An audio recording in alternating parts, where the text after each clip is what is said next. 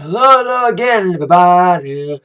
Zack Attack is here with my WWE Raw review for tonight, Monday, November 16th, 2015. Going ahead already, but it's 2015 still.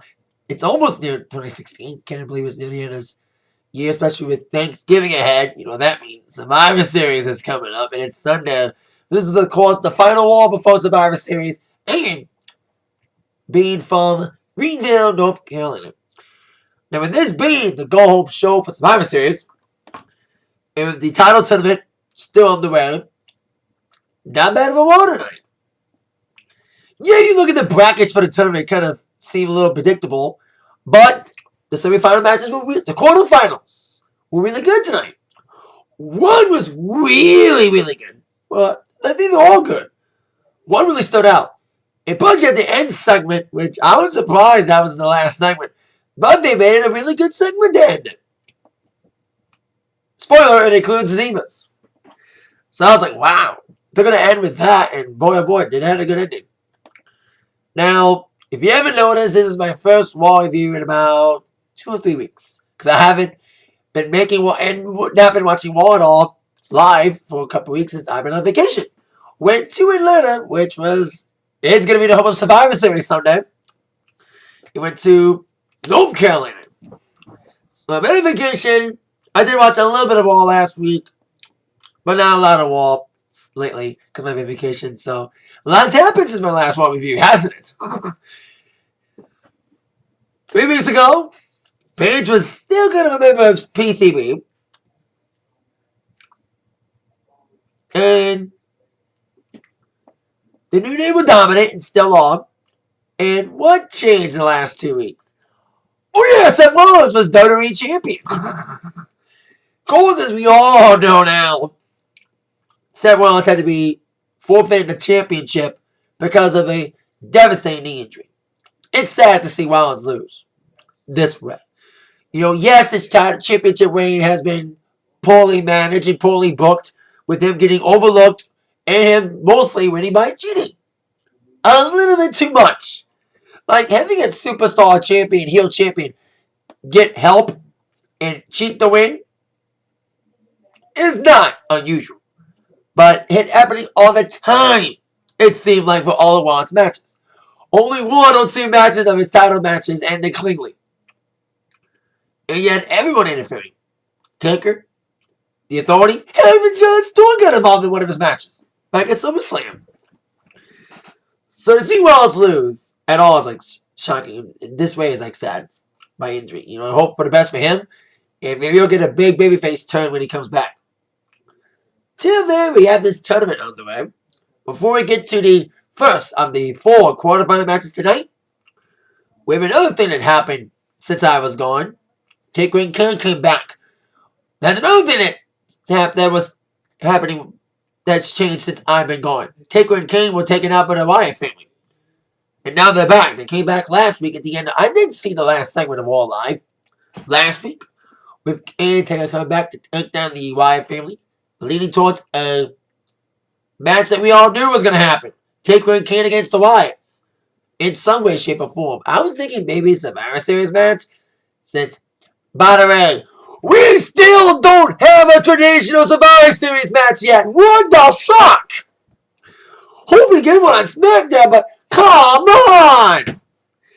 It's fucking crazy. I thought we did at least one traditional Survivor Series match tonight, but no. Purists like me want one. And unfortunately, unless they announce it, we ain't gonna get one. Traditions. Anyway, instead of a traditional Survivor Series match, we have a tag match. Taker and Kane against 2 members of the Wyatts. Now, we do not know who they are yet, but I said in my Attack Sports today, it better be Warren and Harper. I don't think Strowman should be in that equation. Yes, I would love to see Wyatt being there, but I think it should be Harper and Warren, because they are as dominant as the Brothers of Destruction are. They're vicious, they're dominant, it'd be a great matchup. Kind of even, unlike Strowman, who's still green as a wrestler, and not ready yet to especially step in the ring with such big legends. We kicked off with Kane and Taker coming out, talking about their match and accepting the challenge from the Wyatts this past Friday on SmackDown. Thursday. Well, it was Friday, it's Thursday. My day switched up, but we're coming from vacation. And of course, they came down with Druids, who they thought at the time were on their side. As they came out delivering a promo about them being legends, about saying that Wyatts thought they had their souls. Well, you had another thing coming. That no matter what, you try to steal the flames and the thunder, you never defeat and bury the dead man in the big red machine. And they will rest in peace, the Wyatts. Signal the Wyatts in the music. Bray Wyatt delivering a nice little promo. A little bit silly, this segment, but it was still an effective segment to build the match on for this Sunday involving two of the Wyatts against Kane and Taker. Their Brothers of Destruction had their Creatures of the Night. Well, the Wyatts say they belong to them. Lights went up after it was darkened for the Wyatts, and the Druids revealed they had sheep's masks on. Interesting that they had some Druids with sheep masks. By the way, the people who were playing the droids were local indie wrestlers from the North Carolina, South Carolina area, the Carolinas. So the Druids were set in, and basically, the sheep will fend to the wolves, as the sheep will eat alive by Kane and Taker, taking them out with double choke slams and tombstones galore, as the Wyatts stood on the Titantron, watched in horror at their fate. Now, as much as I love Kane and Taker, I think the Wyatts getting a victory would be huge for them. They've been up and down for the last 2 years since their debut, with inconsistent booking on their part on the Wyatts. And of course, Bray Wyatt did lose to Taker this year in a one-on-one match at Mania. So what better way to rebound, especially after losing to Roman Reigns, than to get a big win over Kane and Taker this Sunday at Survivor Series would be huge. This tag team affair, no matter who they pick, who Wyatt picks, who Bray picks to take on Taker and Kane. Now on to the first of the 4 quarterfinal matches. I liked all 4 of them, but if I was to choose from all 4 of them what was my favorite, this would be it. Kevin Owens against Neville. 2 former NXT champions clashing up. I know they faced up before, but this was a really good match and a really good opener for Monday Night Raw tonight. Proving why Raw has been good without Cena or Orton around. It was a back and forth matchup. Great spots in this match with Neville flying a lot, and of course, Owens living of course his big splashes and big nasty kicks. And it was just a brawl. Another one of my favorite spots was Owens doing a big kick to the gut of Neville at one point on the rope. But of course, probably the spot, my favorite, was like the transition in all the near falls that led up to Neville paying his homage to NXT's women's champion, Bayley, by doing his own version of the backwards hurricanrana. Not from the top rope like Bayley did to Sasha NXT TakeOver Brooklyn, but a standing backward hurricanrana from Neville to Owens. That was awesome. And it was just a back and forth match with Neville trying numerous times for the red arrow. He did some splashes, but not exactly a red arrow. And it was just intense action. Great pacing. Great action for both these fellas. Leading up after the hurricanrana in the midst of the red arrow, when Owens rolled out of it. I don't know where here comes the power bomb and 1, 2, 3 victory for Kevin Owens advancing to the semis. I was like I said at the beginning of the video, kind of predictable because I looked at the brackets. Like I said, Owens is probably going to win this one. But even with that predictability, it was still a fun, like I said, my favorite quarterfinal match of the night. And great way to open up Raw. It was like very intense, very exciting. Great action for both these guys, proving that NXT guys can do wonders in the main roster if they give them the opportunity. If WWE gives them the time and proper booking, they can shine in the main roster. That's been the big problem with, like I said, the inconsistent booking of several people. Not just the Wyatts. Neville as well. And Owens, even though he's IC champion. He was supposed to face Ambrose for the IC Championship. That's why I heard rumors about that. But Owens could face off against Ambrose if Ambrose would defeat Dolph Ziggler later on. Before we get to that second quarterfinal match, we have a match involving a man who I think should face Ziggler, being Tyler Breeze. They have a little feud going. All he needs to do, all Breeze needs to do, is dump Summer Rae. But he's got her as a manager, girlfriend, whatever, as he took on R-Truth. Found a little squasher, especially coming off of Owens and Neville. This was a good placing for this match. A cleanser, or as we like to call it, bathroom breaks. Especially after that great match we had with, like I said, Owens and Neville. So it was okay. R-Truth has some offense going. He did the whip at one point. Watch him whip. Watch him nay. Then watch Tyler Breeze. Now the beauty shot. Bang! Victory for Tyler Breeze after the offensive fury from R-Truth prancing and dancing around would lead an offense of Tyler's own. So great head locks. And of course, like I said, leading up to the beauty shot. Even after getting nailed by R-Truth and his leg scissor finisher. And getting up from it, like I said, to nail that beauty shot. So there you go. Big victory. Decent victory for Tyler Breeze. Now on to the second quarterfinal matchup to see who would face off against Owens in the semis at Survivor Series this Sunday. The semis and finals all Sunday. That's what I probably was thinking. Since, hey, the NXT had their Dusty Rhodes Classic, and they had their semis and finals during the TakeOver Respect, and all the quarterfinals during the NXT show. Hey, they had all the quarterfinals and qualifying action during Raws and SmackDowns, and now they're going to have the finals and semis at Survivor Series. So Ziggler and Ambrose were next. And it was a tale of two halves. The first half of the match was more thinking man, more methodical, more cautious. Both guys were trying to weaken the other down with a lot of headlocks, a lot of strategic wrestling, a lot of smart wrestling during the first half of the matchup. And then after that strategic little methodical thinking man's first half, here comes a chaotic second half. With Ambrose looking good with some big splashes, throwing fear against the wind. And really taking it to Ziggler and focusing on a body part of Ziggler's. In this match, the second half was probably the best half. It was like the most fast-paced half after a kind of a slow pace start. It was a slow burn. It was still a fun match this quarterfinal was really decent. Maybe not as good as the Owens-Neville match, but still a pretty good one. Like I said, all the quarterfinal matches, for the most part, all four quarterfinal matches were pretty good. One shine of that, like I said, was Owens and Neville. But this one was pretty good as well. Pretty easy pacing, especially during the later half with Ziggler, despite Billy Gunn getting fired for steroid use, they still used the famouser. On to Ambrose. Both guys were trying to go for other big moves. Kicks from Ziggler. Ziggler had submission holds at one point, and so did Ambrose. Both going for sleepers. Both trading sleepers. And I love when Ziggler went up the top rope, then like an X Factor up the top. That was a cool little spot.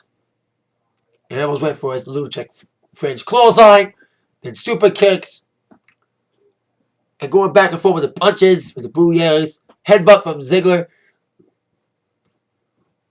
But then Ziggler was going for the zigzag. But Ambrose turned into Dirty Deeds and a 1-2-3 victory for Dean Ambrose, going on to the semis against Kevin Owens. I love both these guys, so I didn't care who won, even though once again predictable that Ambrose was going to win.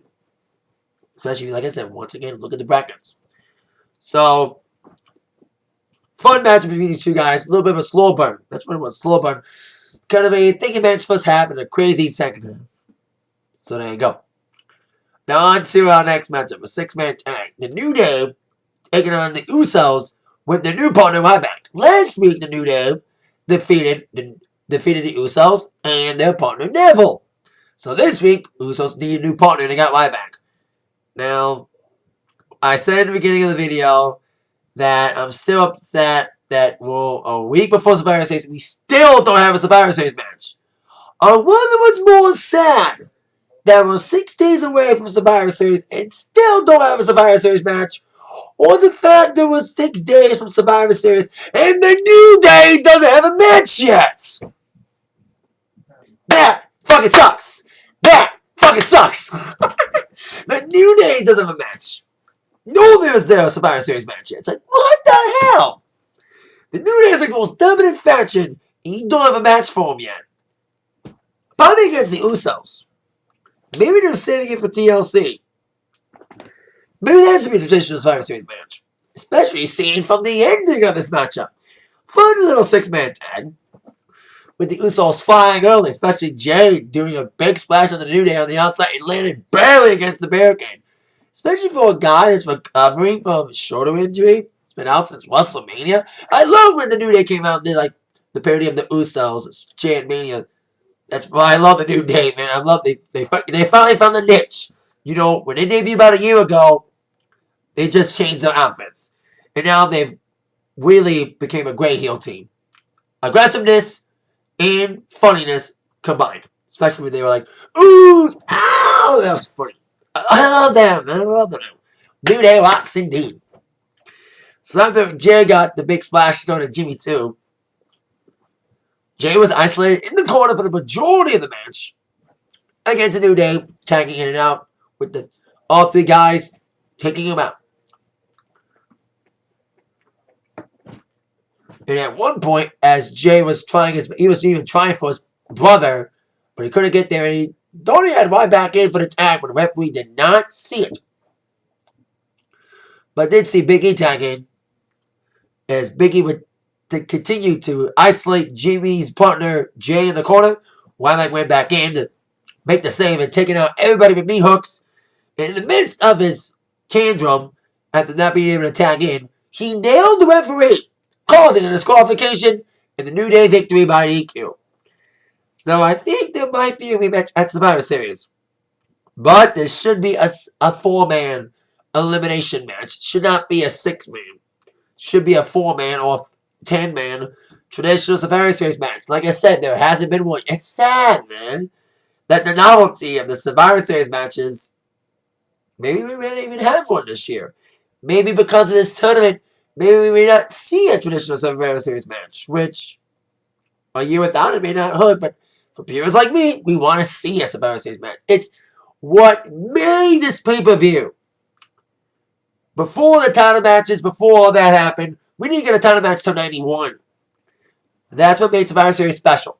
It's traditional Survivor Series matches. Even if we get maybe one or two now, instead of back in the day when all of the matches were Survivor Series matches, at least seeing one or two Survivor Series matches makes us happy. Makes me and my fellow internet wrestling fans who crave for that tradition and that nostalgia happy. And right now, we're not happy. There were 6 days away. We still don't have a Survivor Series match yet. So, rant over. Get one announced for SmackDown, please. Or at least announce it on the .com. I don't care how you announce it. Get a traditional Survivor Series match announced, please, for goodness sake. Now on to our next scenario. The next quarterfinal. As the chosen one, woman, will take on Cesaro. Woman's the brawler. Cesaro's the better athlete, the better wrestler. So Cesaro carried the match. And this was, once again, like I said, about all the quarterfinal matches, a really fun one. Especially with Cesaro carrying the match. And he looked awesome in this match. He had some great spots, some uppercut sitting moments. And moments to nail the big moves like the neutralizer and the swing. He didn't get to do the swing, though. But it was still a fun match with him really looking good in the first half of the matchup. And taking out Woman early, especially with him nailing Woman, showing her first against the post at one point, rigging Woman's Superman arm at one point. And delivering non-stop uppercuts on the outside. But after that offensive fury from Cesaro, the offensive fury of Woman would come in with the drive-by, and of course the eventual Superman punches. The attempts at the spear were thwarted by Cesaro. The last sequence was one of my favorite spots. Was the last sequence when Woman went for a Superman punch. Cesaro was on the top rope. I didn't think he had to take a couple of Superman punches to beat Cesaro. Because the first Superman punch, Cesaro was punching the top rope. And Woman was staying on the apron. He did a standing Superman punch from the middle rope apron to Cesaro from the top rope, knocking him off. And they did a second Superman punch. setting up the spear, but Cesaro would counter it and would try to turn it into the neutralizer. The woman got out of that, turned that into another Superman punch and the spear, and a 1-2-3 victory for Roman Reigns. The winner of this match and probably the winner of the tournament, Roman Reigns. Since the Royal Rumble, people have been booing him because it's like, he's like the chosen one. The guy that they're like, you must like him! You must like him! We don't care if you like anybody else! You must like Roman Reigns! You know, but you shove down our throats like the new John Cena. In many people's eyes. Nothing against Reigns, but he still got a lot of work to be done. Mike Rook, he had an okay promo before the match. Better than usual, especially 1 week against the Wyatts in Chicago. He really fumbled in that promo. Really showed off his weaknesses. Bad. Exposed it to its core. You know what I mean? So, in wrestling, he's tried his best to be a better wrestler, but just a brawler still. You know what I mean? And now with Rollins out and all the opportunities for Reigns been close all year long, close to winning at Mania until Rollins cashed in, close to winning at Money in the Bank until Wyatt interfered. But this time, Roman may have to win to at least give himself a title this year. But I know if he wins in Atlanta, they may boo unless he joins the Authority. We have a recurring storyline with Triple H. Maybe he's trying to find his new guy, especially after he offered Roman last week an opportunity to join the Authority, which Roman denied. But Triple H is trying to find his new guy because Rollins is out. Hey, he wants his guy. He wants an Authority figurehead. He talked to like everybody who wrestled tonight, besides Kalisto. He talked to Owens, talked to Cesaro, mostly the heels. He didn't talk to Ambrose or Kalisto. Anybody but Roman. Anyone but you, Roman. Anyone but you is all I gotta say. And that's Triple H's model too. He's using the Bray Wyatt phrase that he used on Roman for the majority of the feud. Anyone but you. Anyone but you. But it could be a swerve in the end. Because I said as my attack sports, I know a lot of people are mentioning this. The last time there was a Survivor Series tournament for a vacant WWE Championship, which was back in 1998 Deadly Game. Remember seeing that. One of my friends recorded on a pay-per-view. Remember seeing that The Rock, who's ironically Roman's cousin, he won the title that night over Mankind and became the corporate champion. He joined forces with Vince and Shane that night. We may say that ended against his old pal Ambrose if he goes by Owens in the semis. That's like the perfect key. Roman and Ambrose in the finals. Roman turns, joins the Authority, and becomes champion that night. Say he won't sell out. He may use Rollins' catchphrase. He didn't sell out. He bought in. So he'll probably buy in Sunday. So we shall see how that goes. So like Roman wins against us all, goes on to the semis. Now on to our next affair. Next matchup, the Dudley Boys against the Ascension, meeting for the millionth time. I love Ascension, man. I hope they get better booking. I'm glad they're going back to NXT. They're going to take on Jason Jordan and Jack Gable, who I love, by the way, as an odd couple team. They're getting over big time. They had a great match against Ciampa and Gargano on NXT a couple weeks back. That was an awesome tag match. We haven't seen that tag match yet on NXT between Tommaso Ciampa and Johnny Gargano against Jason Jordan and Jack Gable. It was an awesome tag. Watch it if you get a chance. So it's really interesting to see Ascension going to NXT again, and they need better booking. Man, NXT, where they treat them good, and they treat them like shit, like a main roster. They should have a lengthy feud against Dudley, instead of just Dudley squashing him every week, like they did tonight.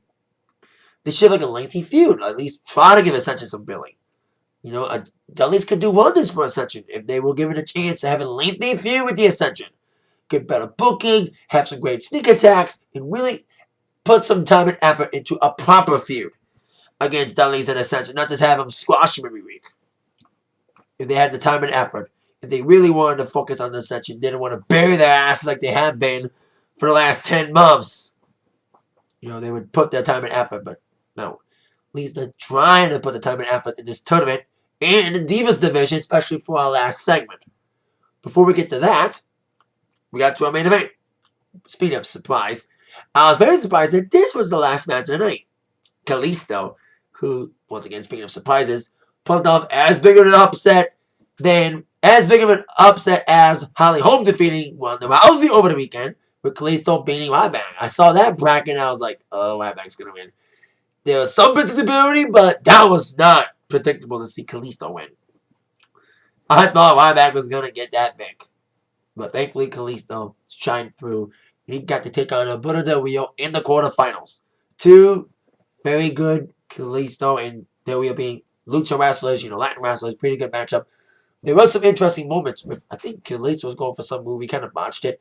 And then, of course, the moment Power Arrows we referring to. Says, former manager Zep Coulter is now managing Del Rio. Watching Del Rio manhandle Kalisto in the turnbuckle.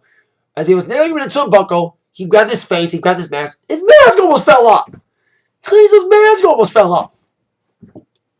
Interesting. We all saw his face at one point. We didn't almost see Kalisto's face, but he fought to get it back on, and he got it back on. So he goes, takes him to the match. About a quarterfinal matches is like my least favorite. But it was still a fun match. Some great action from Kalisto. Trying to nail at one point his finisher, Salida del Sol, like he did a right back last week. I saw that. I was like, wow, that was awesome.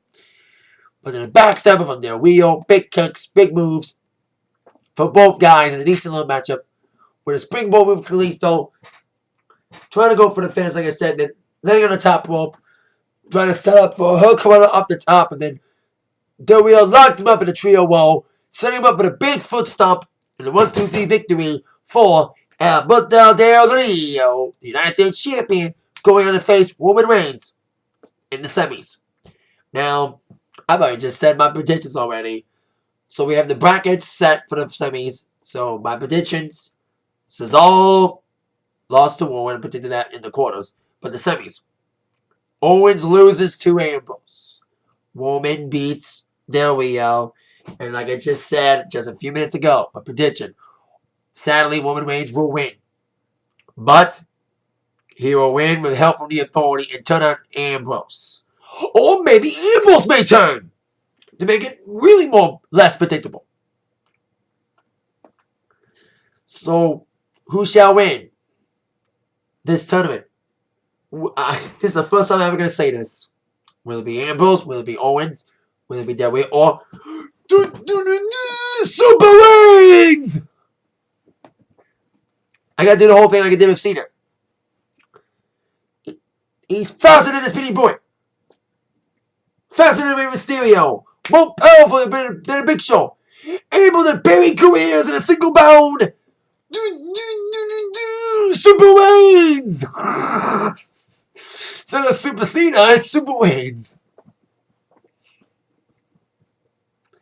Getting the Cena comparisons. There you go. So after the last quarterfinal, we have the last segment. When I knew this was announced, the Divas title contract signing between Charlotte and Paige. Of course, Paige did win a number of contenders fatal 4-way 2 weeks ago on Raw. Doing one of the Raws I missed because of my vacation. And I'm trying to build it up. At least I'm trying to make some effort in this Divas Revolution booking, not doing so well to make roster. The booking's been kind of up and down. Kind of being not promising at all. At least with this, they're trying to give some prestige back to the Divas division, the main roster, especially the way they've been building it all night, trying to book it up all night with the clips. And as we got later on to the night, I was like, when's it going to happen? So then we got to the end of the night, I was like, wow. They're really going to end this Raw with the Divas contract signing. I was like, this better be interesting, especially with this Divas Revolution kind of failing to connect to the main roster because of the booking being so up and down. And this was a segment that was do or die for the Divas Revolution main roster. This delivered, actually. Really good contract signing segment. It got very personal very quickly as both Charlotte and Paige were talking smack about each other, specifically Paige about Charlotte's family heritage. And it's kind of interesting when you look into it deeper. that, yes, we all know that Charlotte, yes, is the daughter of Ric Flair. Is bread in his business. Paige is too. If you look at Paige's career, and like me, watch the Stone Cold podcast with her, she revealed that she is part of a wrestling family as well, with her family, her parents being wrestlers back in Britain. So that adds a little bit more intrigue to it. It's kind of a little back and forth chattiness, and Charlotte got a little emotional when she brought up her little brother. I was like, wow, was this part of the script, or was it improv? It wasn't real tears. And if she was tearing up for real, awesome. But if she was fake crying, at least she was a better fake crying than the Bella Twins. Better actress than the Bella Twins. Give her that. It's better acting than Bella Twins are in the WWE. Because Bella's are like bad actresses, as we all know. It's like Shawn was like, we were supposed to be friends, we were friends, and now you turn your back on me, you were there for me, now you're not. It was like very emotional, powerful segment. And we all know what happens at contract signings. It all breaks down into a brawl. Charlotte kept trying to Paige to shut up. When Paige made comments like old fart, commenting about her dad, but a comment about her brother. That made Charlotte snap. Bang! The brawl was on, and it was the best Divas brawl I've seen. They brought outside the ring. The referee came out. They brought on the table. Charlotte speared Paige against the barricade. Didn't break. And it was a very fun segment. It was like, wow. This is something they needed to do to add more prestige and really make the Divas division on the main roster interesting to fans to watch. They needed something to make the fans say, I want to see this match.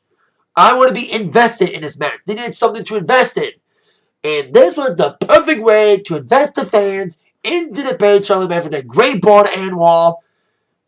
With referee separating, I was like, wow, this is something they needed to do for so long to make the Divas Revolution something to invest in. The booking has not been investable for fans. And now, boom, this segment just did it. In one fell swoop, we're kind of looking forward to the Divas match against Paige and Charlotte.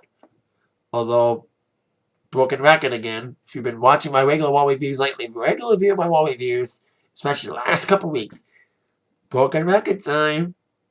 Charlotte, Sasha, come on! We haven't seen Sasha in a couple weeks. No matter who walks out, I think Charlotte will probably win against Paige in my mind. And it's going to be a fun match, especially with the booking being inconsistent, but this brawl really made the last minute effort for fans to invest in. And it was a very brave decision for WWE to make it the last segment. And really good, because it was really good. Kind of a cool way to end it. To end with the Divas ending Raw. It's not often we have Divas and Raw. And end it in a good way with that great segment. So I think Paige will probably have a good match against Charlotte. And Charlotte will probably win. And they will finally get the match that I've been dying to see. And probably everyone will probably agree with me. Charlotte and Sasha needs to wrestle on the main roster for the Divas Championship to prove once and for all that this Divas Revolution is going strong in the main roster. Give them the opportunity like you did in NXT on the main roster. They put on excellent matches in NXT. And they need to show them off. Really show off those assets of wrestling ability between those two dynamic women. Really prove once and for all that they are this generation's Christian leader by having them do a lengthy feud after they get done with Paige. That's my hope after this Sunday. So a lot of questions heading towards Sunday. Who will be the new champion? Will Charlotte beat Paige? Will the Wyatts beat Taker? Will we have a traditional Survivor Series match? Will the New Day have a match? Still have more questions than answers. That makes the Survivor Series a little bit more interesting to watch. Because there's a lot more added drama to the Survivor Series than it would have been even with Rollins being champion. With Rollins being gone, adds more drama to the pay-per-view. Adds a lot more intrigue. I think. Get well, Rollins. And with that in mind, you've been attacked by the review from Zach. Thank you so much for watching my Raw review. See you all later. Have a good night. Oh, yeah.